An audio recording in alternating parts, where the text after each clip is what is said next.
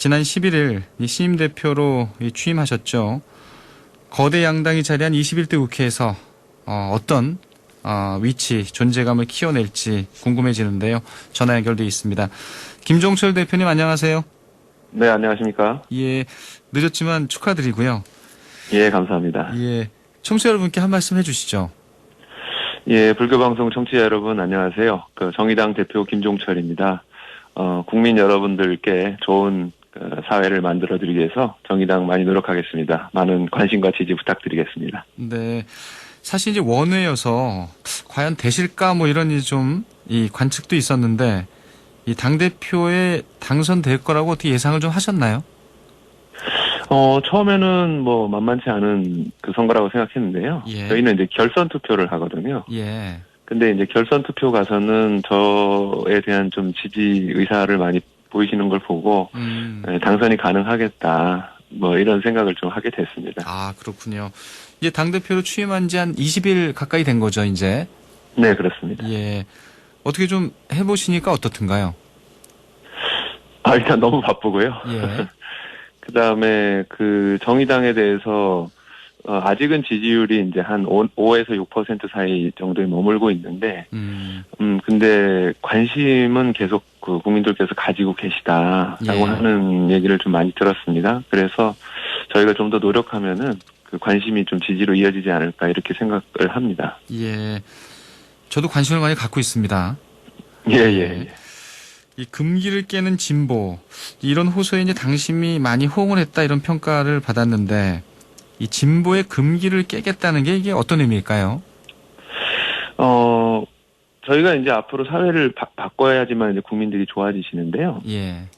근데 이제 그 중에서는 예를 들면 이재명 지사의 기본소득이라든가, 제가 이번에 얘기했던 기본자산제, 이런 것들처럼 이제 어떤 새로운 정책들도 있지만, 그동안 누구나 이런 정책은 좀 도입돼야 된다라고 했는데, 예. 그동안 좀 잘 얘기되지 못했던 것. 예를 들면 공무원연금이나 사학연금, 군인연금, 이런 특수연금을 국민연금으로 통합해서 좀 더 공평한 노후, 그리고 재정 안정, 이런 부분들을 해야 된다라든가, 그 다음에 조세 개혁을 해야 된다든가, 이렇게 좀, 누구나 알고 있지만 잘 개혁되지 못했던 것들을 먼저 우리가 깨기 시작하면, 예. 그게 국민에게도 좋고, 그리고 또 진보 세력에 대한 국민들의 인식도 바뀔 것이다, 이렇게 좀 생각을 하는 것입니다. 예. 어떻게 보면 좀 진보의 금기로 꼽는 영역이 이제 노동 분야일 수도 있잖아요.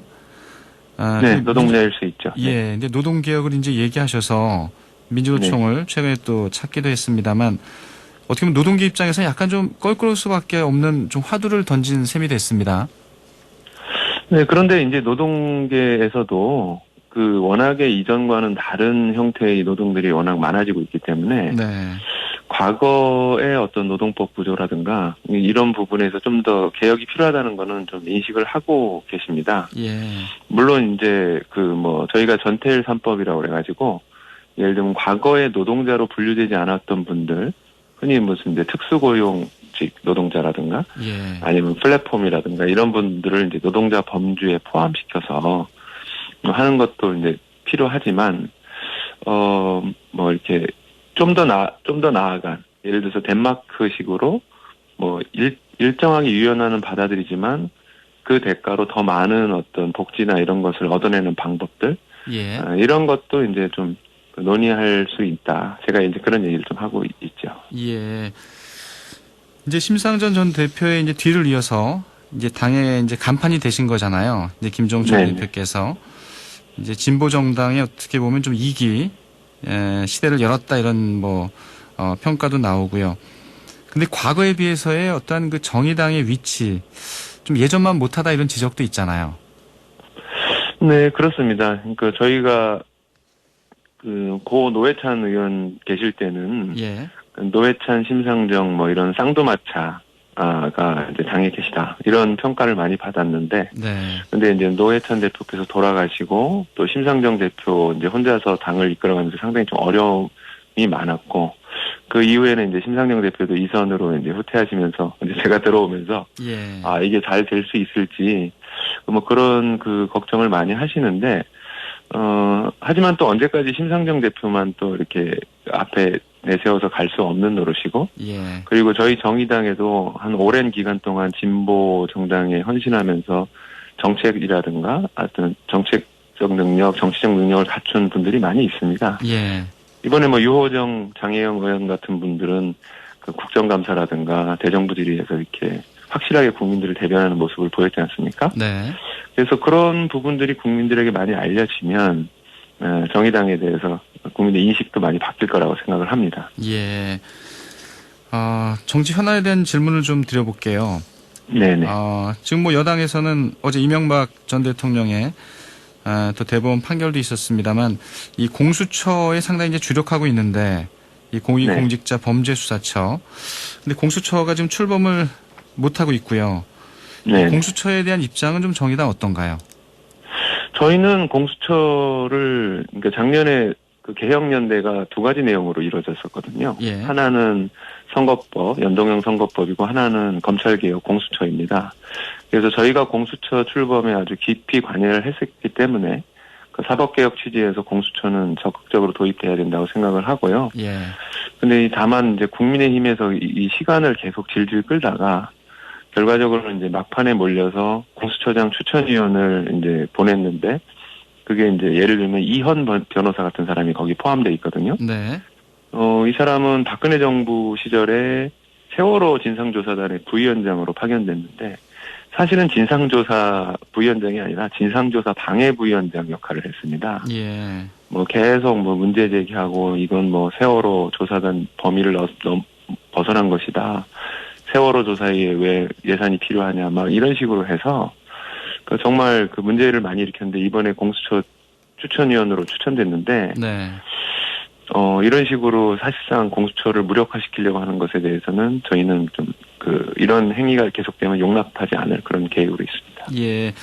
이제 민주당 입장도 이렇게 이제 공수처가 이제 출범을 못하고 하면 이 공수처장을 좀 법을 개정을 해서 이 단독이라도 출범시키겠다 이런 입장인데 이렇게 네. 어떻게 법 개정까지 좀 가야 된다고 보세요?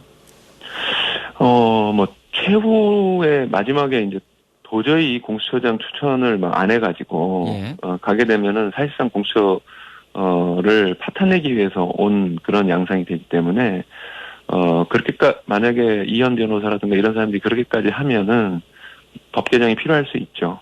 근데 일단은 그 이현 변호사라든가 임정혁 그 변호사라든가 이런 국민의힘에서 추천한 인사들이 예. 최소한 공수처장 추천에 대해서는 책임 있게 임할 것을 다시 한번 요구하고 예. 그게 안 될 때 한 번 더 판단을 하려고 합니다. 좀 더 이 국민의힘에서 이 추천한 두 분의 입장을 좀 더 지켜보고 나서 네. 좀 판단을 해보자 이런 얘기네요. 네, 그런데 만약에 진짜 그 공수처 추천위원이 아니라 예. 공수처 추천 방해위원으로서 계속 역할을 한다면 결단이 필요하겠죠. 알겠습니다. 이제 내년 4월에 서울시장, 부산시장 보궐선거가 있잖아요. 네네. 민주당이 이제 이 전당원 투표를 통해서 후보를 낼지 말지를 이제 결정한다 이렇게 이제 발표를 했는데 이 네. 부분은 정의당 입장에서 어떻게 바라보세요? 그 전당원 투표의 내용이 이제 문재인 대통령이 당대표인 시절에 만든 그 당원 당규를 고치겠다는 거지 않습니까? 그렇죠. 그러니까 어떤 보궐선거에 그 비책사유. 그러니까 이 선거는 우리 때문에 치러지게 됐다. 우리의 잘못 때문에. 그러면은 우리 당은 그 선거에는 후보 내지 않는다는 그 당원이 있는데 예. 그거를 고치겠다는 것이고 저는 이 선거가 치러진 그 이유가 부산과 서울에서의 어떤 성비위 이런 문제로 치러지는데 그것을 그 당원 당규를 한 번도 지켜보지 않고 바로 당원 총투표에 붙여서 개정하겠다고 하는 것이 저는 좀 납득이 잘 되지 않고 네. 국민에게 책임지는 태도인지에 대해서 상당히 좀 부정적입니다. 물론 이제 민주당 자체 내부의 당원 총투표 뭐 나름의 권한이 있겠습니다만은 그렇다고 해서 이 지도부가 그것을 당원들에게 책임을 돌리고 하는 것에 대해서는 국민적 평가가 있을 것이라고 저희는 생각합니다. 네. 정의당에서도 이 서울시장, 부산시장 후보군을 좀 압축하고 계시나요? 네, 저희는 이미 뭐 후보군이 있고요. 예. 특히 뭐 서울시장 같은 경우에는 저희 당의 서울시 의원 뭐 계십니다. 그 권수정 의원이라고 예. 뭐 아시아나 노조 위원장 출신이고 그리고 서울시 의원으로서 활약을 해서 서울에 대해서도 아주 많이 잘 아시는 분. 그리고 이제 현 정재민 위원장 그리고 이동영 전 관악구 의원 이런 분들이 계셔서 큰 걱정을 하지 않고 있고요. 예. 예, 부산에서도 뭐 노동운동에 오래 종사하셨던 김영진 위원장이라든가 그다음에 박주미 부산시의원 전 부산시의원인데 이런 분들도 부산시장 출마 경험이 계시거든요. 네. 그래서 이런 분들이 계시기 때문에 큰 걱정은 하지 않고 특히 부산은 기후위기 공동정부를 구성하자고 그래서 진보적 시민사회단체하고 좀 접촉을 하고 있습니다. 예. 그래서 좋은 성과가 날 걸로 알고 있습니다. 네. 정의당 입장에서도 뭐 열심히 이제 뛰고 계시지만, 민주당과는 또 어느 정도 이 정책 연대를 많이 하고 있잖아요. 네, 이전에 많이 했었죠. 예, 네네. 내년 어떠세요? 서울시장, 부산시장 선거에서 네. 어떤 민주당과의 이를테면 뭐 이 정책 연대, 선거 연대 뭐 이런 가능성이 있을까요? 혹시나. 저희는 그렇게 생각하지 않고 있고요. 네. 이전에 이제 박근혜 이명박 정부 때는 저희가 이제 단일화를 한 경우도 있었습니다. 특히 2012년 대선 때는 심상정 후보가 이제 문재인 후보를 지지하면서 사퇴하기도 했었죠. 그렇죠. 근데 지금은 여당이 민주당이고, 국민의힘은 이제 보수 쪽 입장에서 여당을 비판하는 거고, 저희는 진보 쪽 입장에서 여당을 비판하기 때문에, 물론 다른 방향에서 비판하고 있어서 저희는, 진보의 입장에서 저희의 입장으로 선거를 치를 것이고요. 예. 게다가 이번 보궐선거는 앞서 말씀드렸다시피 민주당의 문제로 인해서 치러지는 선거입니다. 그래서 이제 저희가 그런 부분에서 비판을 했는데, 선거연대를 한다. 이거는 있을 수 없는 얘기죠. 정부가 이제 공시지가를 부동산 얘기를 좀 해보면요. 끝으로. 네네. 이 공시지가는 이제 시세의 90%까지 끌어올린다. 현실화한다는 게 이제 방침이잖아요.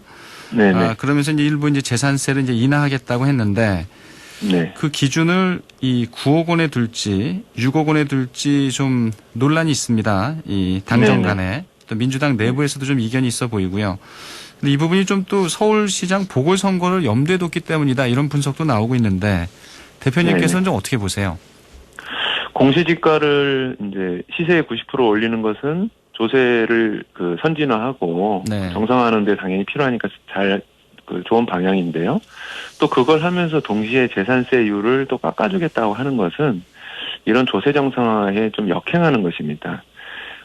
사실은 우리나라의 보유세율, 재산세율이 그 OECD 평균의 절반밖에 되지 않거든요. 예. 그래서 이 공시지가를 현실화한다 했다는 그것을 선진국 수준으로 맞춰가겠다는 건데, 물론 그렇게 되면은 이제 상대적으로 가격이 낮은 그런 주택을 가지신 분들께서 재산세가 조금씩 올라가니까 불만은 있을 수 있겠으나, 그렇다고 해서 정부가 어떤 개혁을 절대로 욕을 먹지 않고 그냥 우리는 그냥 현상 유지 비슷하게 하면서 욕을 안 먹고 하겠다라고 하는 것은 좀 책임지는 태도가 아니라고 보거든요. 그런 측면에서는 좀 서울시장 이런 선거하고는 무관하게 예. 좀 꾸준하고 일관된 개혁을 정부가 하시길 좀 바라고 있습니다. 예. 1주택자에 대한 그 재산세 인하가 이루어진다 하더라도 그 원칙을 갖고 해야 된다 이런 얘기네요. 그렇습니다. 우리나라가 복지국가로 가려면은 예. 그 과세라든가 이런 것이 선진국 수준처럼 좀 더 부담하고 또 좀 더 복지를 받는 형태로 가야 되거든요. 예. 근데 정부가 복지 확대를 얘기하면서도 또 이렇게 무슨 표를 의식해서 여기는 좀 세금 좀 깎아드리겠습니다. 이런 식으로 하게 되면은요. 나중에는 또 종부세 대상자들하고 형평성 문제가 생기기 때문에 네. 종부세도 깎아주겠다 이렇게 갈 가능성이 높습니다. 예. 그러면은 이것은 조세 정상화라든가 과세 선진화 이런 거하고는 거리가 먼 얘기죠. 예. 예, 정의당 얘기를 쭉 들어보니까요. 여러 가지 또 이 대표님의 또 가닥이 잡히네요. 예, 오늘 얘기 여기까지 듣겠습니다. 고맙습니다. 감사합니다. 정의당 김종철 대표였습니다.